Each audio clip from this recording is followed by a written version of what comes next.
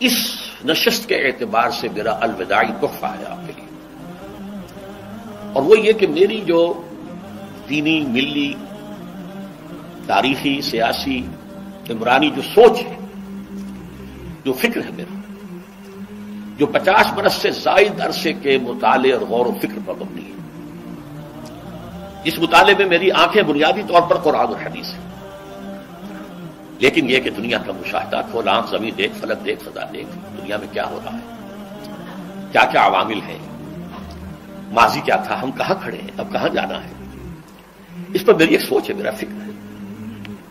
پھر یہ کہ ہماری اخروی نجات کا دار و مدار کس چیز پر ہے؟ تاریخ کے بہاؤ کو نہ میں روک سکتا ہوں نہ آپ روک سکتے ہیں، وہ تو ڈانگ بہتا رہے گا، اس کو فیصلہ کرنے والا صرف اللہ ہے، کسی فرد بشر کے اختیار میں نہیں ہے کہ وہ تاریخ کے بہاؤ کو موڑ دے۔ ہاں، محمد رسول اللہ نے موڑا تھا صلی اللہ علیہ وسلم، لیکن یہ ہے کہ ہم اس تاریخ کے بہاؤ میں تنکوں کی طرح بہتے چلے جائیں، یا یہ کہ ہمیں کچھ کرنا ہے۔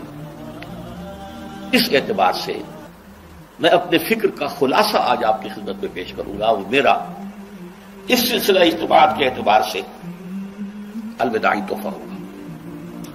اب میں آغاز کر رہا ہوں۔ پہلی بات، اس سبب میں 3 باتیں مجھے کہنی ہیں۔ سب سے پہلی بات یہ کہ زندگی کی سب سے بڑی حقیقت موت ہے۔ ہم بلائے رکھتے ہیں، اپنے ذہن سے اسے دور رکھتے ہیں، لیکن واقعہ یہ ہے کہ زندگی کی سب سے بڑی حقیقت موت ہے۔ خدا کے منکر پیدا ہوئے ہیں، لیکن موت کا انکار کرنے والا تو کوئی پیدا نہیں ہوا۔ اس لیے میں نے آیت آپ کو سنائی، کل نفس ذائقۃ الموت، ہر سی نفس کو موت کا مزہ چکھنا ہے، ہر جاندار کو موت کا مزہ چکھنا ہے۔ ثم الینا ترجعون، پھر ہماری طرف لوٹا دیے جاؤ۔ تو زندگی کی سب سے اہم حقیقت موت، اور موت کے بعد رجوع اللہ، آخرت، یہ سب سے بڑی حقیقت ہے۔ ایک حقیقت سب مانتے ہیں، سب جانتے ہیں، دوسری حقیقت کے اوپر پردہ پڑا۔ میں نے اس اعتبار سے نوٹ کیا، یہ الفاظ قرآن میں 3 مرتبہ ہے، کل نفس ذائقۃ الموت، ہر جاندار کو موت کا مزہ چکھنا ہے۔ انبیاء اس سے مستثنا نہیں رہے، رسول اس سے مستثنا نہیں رہے، اولیاء اللہ مستثنا نہیں رہے۔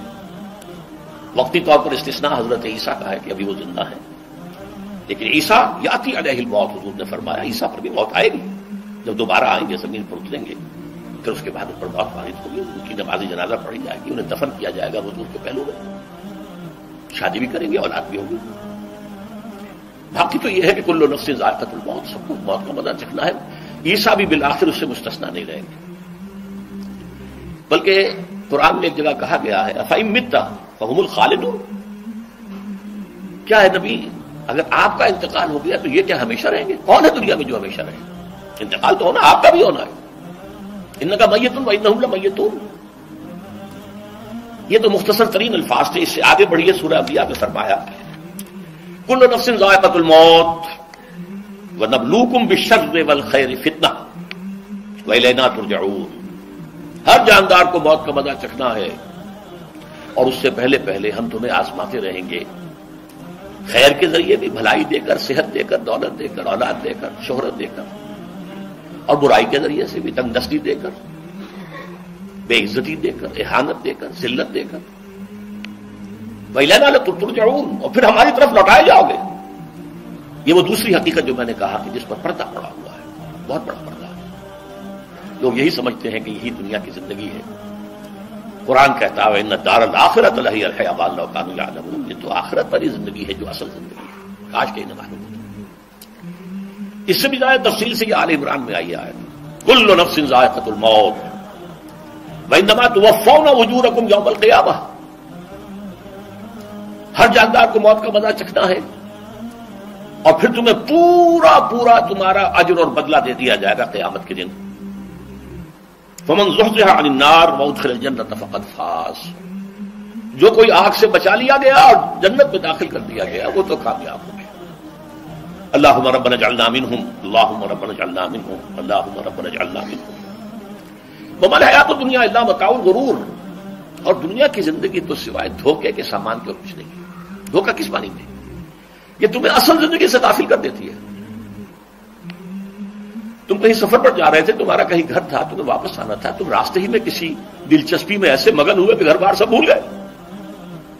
یہ تو تمہارا عارضی سا سفر تھا، تم نے اسی کو اپنی منزل بنا لیا، اپنا ٹھکانہ بنا لیا، تو دھوکہ دیا اس نے تمہیں. ویسے دنیا کی زندگی دھوکہ نہیں ہے، بڑی حقیقت ہے، اس لیے کہ حضور نے فرمایا انما الدنیا مزرعۃ الآخرہ، یہ دنیا آخرت کی کھیتی ہے، یہاں بوؤ گے تو وہاں کاٹو گے، یہاں کچھ کمائی کرو گے تو وہاں اس کا بدلہ ملے گا. اس اعتبار سے دنیا بہت بڑی حقیقت ہے، ایک ایک لمحہ بہت بڑی قیمتی شے ہے. لیکن اگر یہ دنیا تمہیں آخرت سے غافل کر دے تو اس سے بڑا دھوکے باز ہوگی. یہ اصل دجال ہے. میں نے تقریباً 60 برس کی عمر کو جب میں پہنچا تھا تو موت کا انتظار شروع کر دیا تھا. میرے قریبی احباب کو معلوم ہے، میں کہتا رہا، یہ بھی کہتا رہا کہ بھائی میں اپنے حصے کا کام کر چکا ہوں، جتنی صلاحیت اللہ نے دی تھی، جتنی بھی میرے اندر استعداد تھی، میں اس کو بھرپور طریقے پر استعمال کر چکا ہوں. دم واپسی برسر راہ ہے عزیز و اللہ اللہ ہے، یہ میرا معاملہ رہا ہے 60 برس کی عمر سے. اس کے بعد اللہ نے مزید 14 برس دیے ہیں. یہ نافلۃ لک کے درجے میں کہتا ہوں، اس کا اللہ کا عطیہ خصوصی ہے، نفل ہے. ہمیشہ کہتا رہا مصنون زندگی تو 61 برس ہے ہمارے حساب سے. علامہ اقبال کے بارے میں سنا ہے کہ رویا کرتے تھے کہیں میری عمر حضور کی عمر سے زیادہ نہ ہو جائے. وہ 6 مہینے کم ہی رہی ہے حضور کی عمر سے. جو حضور کی عمر تھی وہی حضرت ابو بکر کی، وہی حضرت عمر کی، وہی حضرت علی کی. ہاں حضرت عثمان 82 برس کے ہوئے ماشاءاللہ. پھر یہاں کے مجددین میں سے وہی عمر حضرت شیخ احمد سرہندی کی، وہی شاہ ولی اللہ دہلوی کی. ہاں شیخ عبدالحق محدث دہلوی رحمۃ اللہ علیہ 82 برس کے ہوئے. لیکن یہ میں کہا کرتا تھا مصنون عمر تو 61 برس ہے، جسے ہم 63 کہتے ہیں وہ اصل میں ہمارے حساب سے 61 بنتا ہے. وہ 63 قمری ہے، جو 9 دن کم ہے قمری سال جو ہے وہ شمسی سال سے. بہرحال میں اس وقت سے منتظر تھا، لیکن جو بھی وقت اللہ نے دیا ہے اللہ کا شکر ہے وہ مفید کاموں میں لگا ہے. ان میں خاص طور پر میں سمجھتا ہوں کہ اللہ کا مجھ پر سب سے بڑا احسان، اور مجھے پر نہیں بہت بڑے پیمانے پر لوگوں پر جو احسان ہوا ہے وہ میرا 1998 کا دورہ ترجمہ قرآن جو کراچی میں ہوا تھا. 1998 کے مارچ میں میرا بڑا آپریشن ہوا، دونوں گھٹنے تبدیل کیے گئے. لیکن 98 کے آخر میں حالانکہ میں چل نہیں سکتا تھا، کراچی میں مسجد جو ہے اونچی ہے، دوسری منزل پر ہے، تو خاص ریمپ بنایا گیا جس کے ذریعے میں ویل چیئر پر مجھے لے جایا جاتا تھا. میں نے درس کیا. اس درس کی گزشتہ چند سالوں سے پوری دنیا میں جو گونج ہوئی ہے اللہ کے فضل و کرم سے، اللہ کوئی حکمت خداوندی اس کے ساتھ وابستہ ہے. اس میں میرے کسی کام کو تو دخل نہیں ہے، میری کسی کوشش کو دخل نہیں ہے. میں نے تو جو درس میں دیتا آ رہا تھا 85 سے دورہ ترجمہ قرآن، البتہ یہ بات ضرور ہے کہ میں نے محسوس کیا تھا کہ 98 کے اس درس میں دورہ ترجمہ قرآن کے مجھے خصوصی انشراح حاصل تھا. میری ساری گفتگو کا حاصل کیا ہے؟ دیکھیے نظریاتی تحریکوں کا تعلق اشخاص سے نہیں ہوتا. ٹھیک ہے، کوئی اس کا داعی ہوتا ہے، کوئی اس کا مؤسس ہو جاتا ہے، کوئی اس کا آغاز کرنے والا ہوتا ہے، لیکن نظریاتی تحریک افراد سے وابستہ نہیں. افراد آتے چلے جاتے ہیں اپنا اپنا حصے کا کام کر کے، جس کو جتنا مقدر ہے، جتنی اللہ تعالیٰ کی طرف سے توفیق ہے وہ اپنا کام کرے گا، چلا جائے گا. یہ چمن یوں ہی رہے گا اور ہزاروں جانور اپنی اپنی بولیاں سب بول کر اڑ جائیں گے. مبارک ہیں وہ لوگ جنہیں قرآن کی بولی بولنا نصیب ہو جائے. وَإِنْ يَحْسَبُ أَنِّي مِنْهُمْ، مجھے گمان ہے، اللہ کا فضل ہے کہ میں ان میں سے ہوں. میں نے قرآن کی بولی بولی ہے، اور قرآن مجید کو جیسا کہ وہ ہے ایز اٹ از، اپنے کو مذمومہ خیالات، اپنے کوئی ذہن سے زائدہ نظریات کو میں نے اس میں دخل نہیں دیا، جسے انگریزی میں آپ آبجیکٹو ہی کہتے ہیں. خالص معروضی طور پر قرآن کو پڑھا، قرآن کو قرآن سے سمجھائے یا پھر سیرت رسول سے سمجھائے. میں لفظ سنت کی بجائے سیرت استعمال کر رہا ہوں. قرآن مجسم حضور تھے صلی اللہ علیہ وسلم، اور حضور کی سیرت اور حیات جو ہے وہ قرآن مجید کی اصل تفسیر ہے. یہ حقیقت بھی بہت کم لوگوں کے علم ہے. وہ احادیث کا نام تو لیتے ہیں، احادیث نہیں ہے، سیرت بھی تو احادیث ہی سے ہمیں ملتی ہے. لیکن میں خاص طور پر سنت یا حدیث کی بجائے سیرت کا استعمال. قرآن کی 2 سورسز ہیں، قرآن خود اور سیرت رسول صلی اللہ علیہ وسلم. دین کی بات پھیلانا صدقہ جاریہ ہے. ثواب کی نیت سے ویڈیو کو شیئر ضرور کیجیے. جزاک اللہ.